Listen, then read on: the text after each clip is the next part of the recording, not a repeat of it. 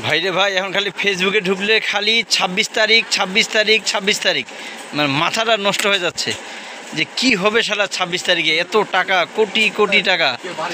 হ্যাঁ, কেউ নাকি বলে বাড়ি কিনবে, কেউ গাড়ি কিনবে, কেউ হেলিকপ্টার কিনবে।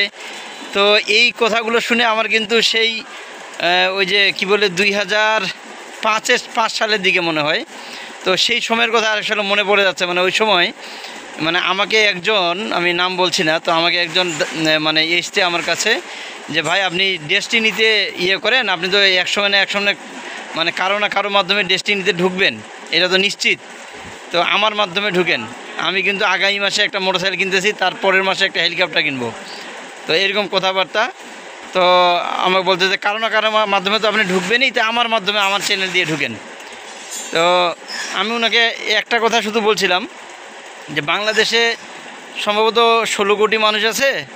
আমি মনে প্রাণে বিশ্বাস করি, 16 কোটি মানুষের মধ্যে 16 কোটি মানুষই একদিন ডেস্টিনিতে ঢুকবে বা ডেস্টিনিতে মানে ইনভেস্ট করবে।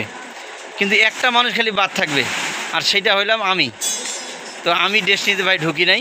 এখন ডেস্টিনির অবস্থা কী এটা তো আর কারো অজানা নয়। তো বাস্তবতা হচ্ছে এইটা জানি না। 26 তারিখে এক একজন যেটা হিসাব দেখলাম তাতে প্রায় 10 লাখ 12 লাখ করে এক একজনের জমা হয়েছে। তো এই টাকাটা যদি ওরা পায় তাহলে তো আমি একবারে সুপার ফ্লপ। হ্যাঁ, আর যদি না পায় তাহলে মানে আমি তো মানে টপে থাকবো আর কি। মানে আমি তো সবাইকে অনেকটা বলতে গেলে ইনসাল্ট করেই কথা বলছি।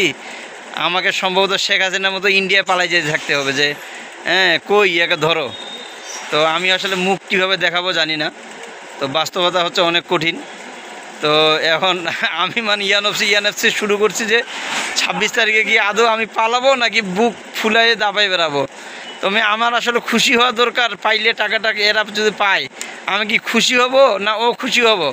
কারণ এরা যদি পায় তাহলে বিপুল অঙ্কের কিন্তু বৈদেশিক মুদ্রা বা ডলার কিন্তু বাংলাদেশে ঢুকবে। তো এটা একটা সুখের খবর। আবার যদি ওরা যদি জিতে যায়, আমি যদি হেরে যাই, তাহলে তো আমাকে মানে শেখ হাসিনার মতো দেশ ছেড়ে ইন্ডিয়া পালা যেতে হবে। তো এটা একটা দুঃখের খবর। এখন আমি মানে পড়ছি একটা বিপদে যে আমি কি মানে মানে পালাবো নাকি থাকবো।